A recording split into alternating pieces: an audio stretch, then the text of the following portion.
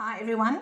Today I want to talk to you about what my real aim is in neuro coaching and what the results look like when you've started your journey with one of my programs. So we all know how we toss around in bed not being able to sleep. We all know about comfort eating.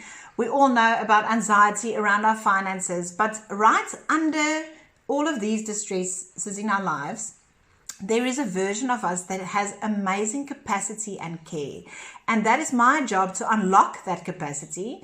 So I call it your light, your truth. Some call it your purpose. We all have it. We are born with it. It is how we are made. So let me show you what I mean. So today I want to talk to you about IFS, which stands for Internal Family Systems. So this is just one of the tools that I use in my toolbox with neuro coaching. So I want you to have a look at these words, and I want you to really think about it. When was the last time that you felt connected, that you had confidence, that you were calm, that you felt creative in your thoughts, that you were curious, that you had compassion, that you have clarity, that you had the courage? When was the last time that you felt any of these? I mean, choose a word. What was the feeling like when you felt that?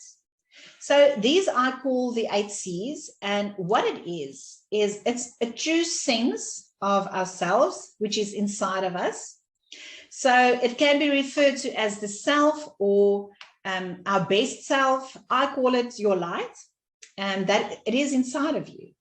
And this is your deepest self. This, in fact, is the real you.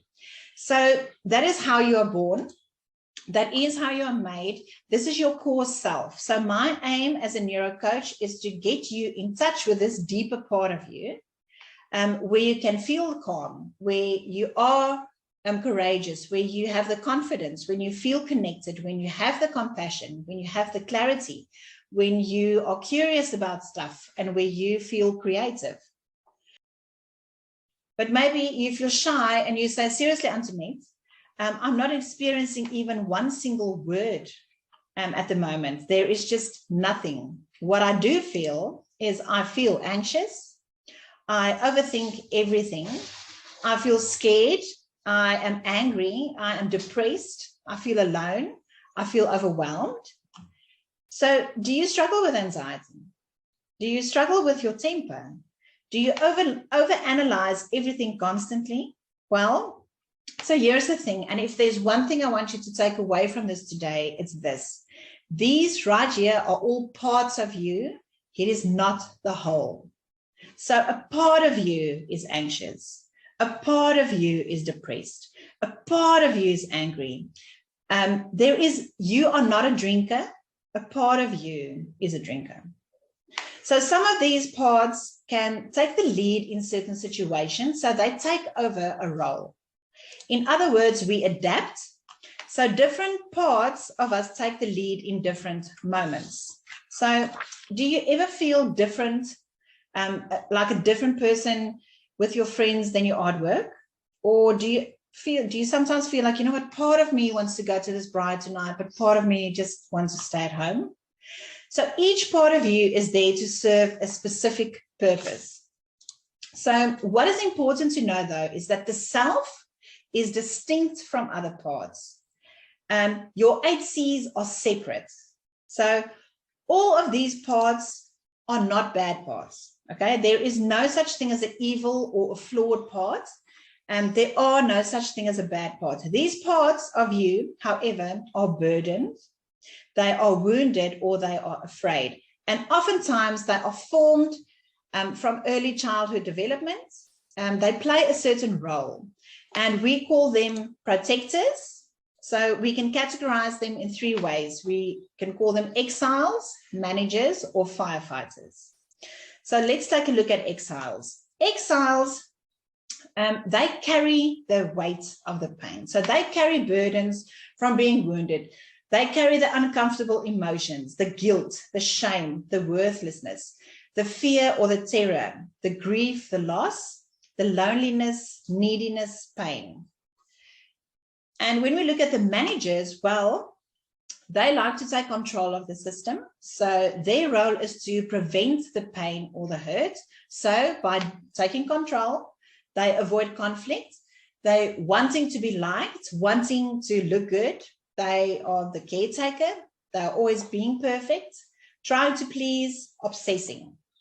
And when we get to the firefighters, well, their main role is to keep the exiles in check by acting very impulsive and potentially in a destructive manner. So when an exile bubbles up, the pain or the fear or the wound, the firefighters jump in and extinguish the pain with any activity like binging on drugs, alcohol, food, sex, work, cutting or self-harm, violence and rage, disassociation or distraction, obsessing, suicidal thoughts. So here's the science behind it. It's called implicit memory. So you know how to ride a bike. You can go for years without riding a bike, but the minute you get onto a bike, you know how to ride it. Well, that is called implicit memory. So we learn how to be and we learn how to do. And it's not remembered facts. What it is, it's embodied memory. So we know how to lean in the correct way to keep the bike upright. And the same thing happens psychologically. We try to keep upright as well. So really our brain's main function is to make sure that we survive. So upright for us psychologically means well-fed. It means well-rested and connected to the group, because we die without the group. So how do our brain survive? Well, with different contexts requires different strategies. So let's use an example. Let's say that your parents are divorced, and when you would go and stay with your mom as a child, she was very critical. So your whole body learned to tense up when you were in the house. And as a reminder, you had to walk on eggshells and hold things in. But when you went to your dad, well, you were very relaxed because there was no threat. He didn't feel threatened by you, so you could just be yourself. These are all learned ways of being. They are formed to be remembered and implicit memory. So you've learned how to be around people like your mom. So maybe your boss reminds you about how your mom responded to you, and that causes a trigger. This is how we develop different parts of our personality to have a specific role to play. However, there is a cost to the way that our brain works in this way. And the fact that we develop these parts and these patterns contributes to huge portions of human suffering. It can cause a lack of control when our parts take over. And this is what I call a trigger.